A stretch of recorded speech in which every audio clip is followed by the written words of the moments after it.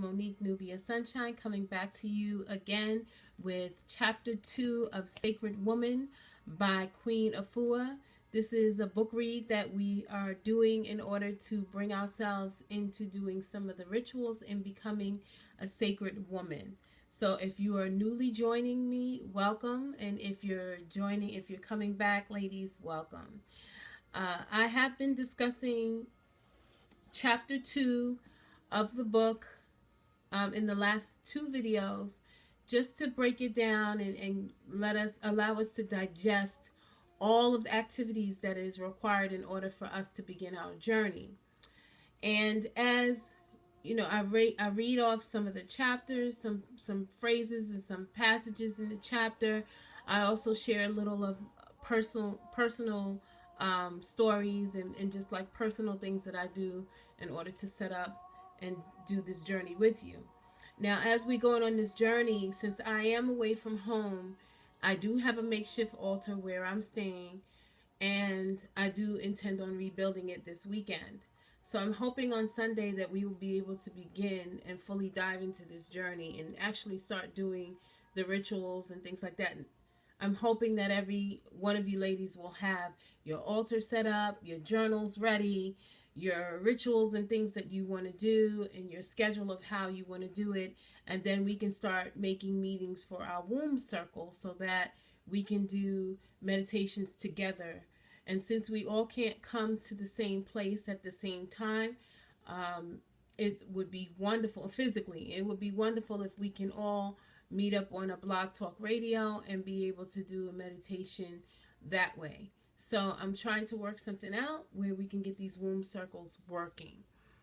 If you like, we can do a womb circle in our communities and work with the women there, and then come back and discuss it in our Blog Talk Radio shows as well. So I'll give you ladies plenty and ample opportunity to be able to share your stories, your ideas, and just some of the sacred work that you're going to be doing. So I'm going to read from the book again, and I believe we left off where it was sacred journal writing.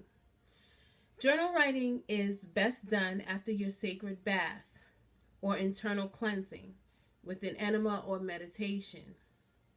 When you are cleansed and centered, you can receive spiritual messages from one most high grace. When in the spirit, messages travel down the spirit, mind, and into your heart, into your hand, and then into the paper. This is how Queen Afua does most of her writing. The best time for you to receive your spiritually written work is after you have completed your altar work. Between the hours of 4 a.m. to 6 a.m., keep a special pen and journal on your altar to work with your power force and stillness at the coming of dawn. At this time, write in your journal your thoughts, your activities, your experiences, your interactions that occurred previously in your daily life. You might want to also write down self-inspired hopes, dreams, visions, desires, affirmations, so that you can draw on them for help and support when you need. You'll be surprised about how healing and sustaining your journal wisdom can be. I can tell you by experience, I've been writing journals for years, and it was a high school English teacher of mine who encouraged me to write journals. And I have journals that I began that I didn't even finish. I have books, so many different writings for so many different things, and it's such a wonderful thing to go back to them and look at from where you came from to where you are now. Journals help you with providing yourself with affirmations. You can set your goals, your dreams, your everything that you want to manifest written down. And it's beautiful to be able to do that, because once you put it on your altar, you have it there in front of you. You can do a ritual to manifest it, and you can see where you came from. You can go back to it and say, wow, I did accomplish that. Oh, wow, I did get that. So important to write it down. It's so important to write down what is in here, because a lot of times we don't get to express that when we're talking to other people. Sometimes when you're working in your altar, or doing your spiritual and your meditation work, you don't remember everything right then and there. And when you write things in your journal, you can always go back to it. And that book is there as a source of reference for you when you're working in your altar. So I encourage it a great deal. Okay, so Queen Afua has a Senab Freedom Shawl or Quilt. It says, as you enter into Gateway 0, the sacred cloth that will serve as a canvas for your spiritual garment. This cloth will serve as a backdrop to which you create your Senab Freedom Shawl or Quilt. You will begin preparing the sewing materials you will need in order to continue your quilt, shawl, or work throughout your 9 gateways. Work throughout your 9 gateways of initiation. Okay, so what I'm understanding from that, and I hope I'm clear on this, is that there's a quilt that you're going to be creating as a sacred woman. Now, for us women who are working and doing multitasking and so many different things, this may be too much on your plate. And I know for me, I'm not going to be working on a quilt. I may give myself a small project to work on, but this is something that you can do at your choice.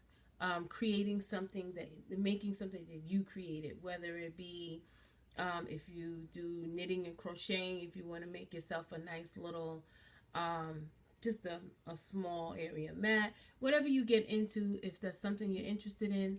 I think with what we're doing, and a lot of women may not have the time to do it, but if it's something that you're interested in doing, I certainly encourage that as well. It's up to you, but whatever you're able and you're capable to do in your own schedule. I'm going to make an effort to create something because I'm always creating anyway, but I doubt if I'll be able to do a quilt. I could start a scarf and never finish it, and maybe that's something that I need to do in order to force myself to finish things. But that's definitely optional as well. Sacred tools, a wooden table or raised platform to establish a foundation for your sacred altar. Materials that you will need will set up your Gateway 0 and your sacred womb altar. Sacred reminder, throughout the next 21 days, you are to observe closely the wisdom presented in Gateway 0 for maximum results. Live freely in tune with the various systems of your body, mind, and spirit wellness presented. Closing sacred words. And this is what you'll do, I believe, at the end of your sacred ceremony. Divine Creator, help me to honor and treat my womb in the most sacred way. Thank you for all the blessings that you have granted me on this sacred journey. That's awesome. To the keepers of the sacred womb, and I posted this on the Facebook page, but I'm going to read it quickly. Womb wisdom is women's work, say the ancients. As Mother Earth from the original heavenly realms of Nub, we have the ability and responsibility to heal ourselves with natural ways of using the elements of air, fire, water, and earth. Men do not have this power, nor is it their destiny to heal our wombs. Men need to only love, respect, support, come through, and give reverence to our wombs. Men can only support what women first established through renewal of their sacred wombs, the natural foundation of our discovery and recovery. When our wombs are restored through steady, unrelenting transformation of our thoughts, our hearts, and our blood, then and only then will the destiny of the earth rise again. Due to our present degenerated state as women, we are often impotent healers of self. Lost women are who we are, disconnected from our sacred center. We must move out and harness all of our power, which has been dormant, locked away in our wombs. For we are at the crossroads of life on this planet.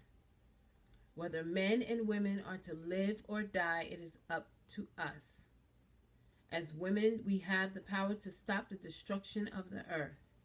Sacred women move out quickly and with absolute certainty and tenacity. And that is powerful in itself. There's so much more. And I would love for you ladies to continue to do the reading yourselves. Now, as we continue to go into the chapter, there's another part in the chapter that says, welcome to the womb, the sacred womb circle. The sacred womb circle was created to awaken and acknowledge the knowledge within a woman's consciousness that we are innate, natural ability to heal ourselves. It was born out of a need to reach out to women like me and you who want to take more active, responsible role in creating and maintaining personal wellness of their wombs. So to begin this process of wellness, we must establish and become rooted in the concept and philosophy of Gateway Zero, the sacred womb and its natural holistic approach to creating womb wellness. It is not designed to diagnose, diagnose or prescribe. It is offered to women as a loving introduction to holistic education. It is not intended to serve as a substitute for medical treatment. If you are being tended by a physician, please continue to do so simultaneously as you begin to educate yourself about the process offered here. So it's very important for ladies to understand that not at any point is Queen Afua saying to you that this is the end all that be all, that I want you to just come and heal with me. What she is saying is that while you are still in the care physician, if that is the case, continue to do so. And I say that to you as an herbalist, as a student herbalist, that I would never recommend anyone to just stick solely to anything that I prescribe. Because I am not a doctor, but because I am spiritually aware and I'm gifted, I can use that intuition in me to be able to share with others. It is your option to decide how you want to utilize that information. And me, as being someone who is loving and cares for others, I would never be irresponsible to tell you not to continue with your regular regimen or whatever you do when you go seek medical treatment for whatever it is that you need to have done. But at the same time, you are educating yourself and you are opening your eyes to other options or options in addition to what you're working with now. And that's something that I highly encourage. I am in no way saying that Western medicine is wrong. I don't agree with most of it. And for my own personal self, I do certain things and rituals and herbs and things like that I take that bring me to a better place for myself than I've ever felt. But I can't say that be the result for anybody else. I can make suggestions, and you can open your heart to other suggestions, but I will always tell you that if you are in the care of a physician for anything in particular, continue to do that. And I believe that's what Queen Afua is saying here. This is not the cure to all your problems in your womb. What it is giving you a relationship with your womb so you know what's going on with it, so you know how to be able to care for it. And as I mentioned before, you are your doctor first before anybody comes to look at you. Before you get that professional that went to school and got book knowledge on about what's going on, you are the best doctor for your body. Your body will give you sensations and feelings that the doctor can't even if you describe it to them, they couldn't even feel what you're feeling. So you are the best person in order to diagnose and then go seek help and know when you need to get help. So I just wanted to come to you ladies a little briefly today. I was long-winded on the last two videos, and this will be my last video for the week until we meet again on Sunday. So I hope you ladies are up on the reading, and I hope that you ladies are ready to start moving forward. I'm really looking forward to beginning this journey.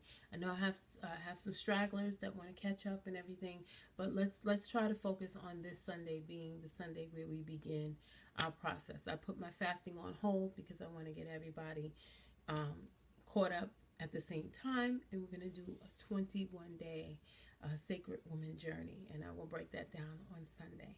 So I thank you for joining me. Have a good evening, ladies. Namaste.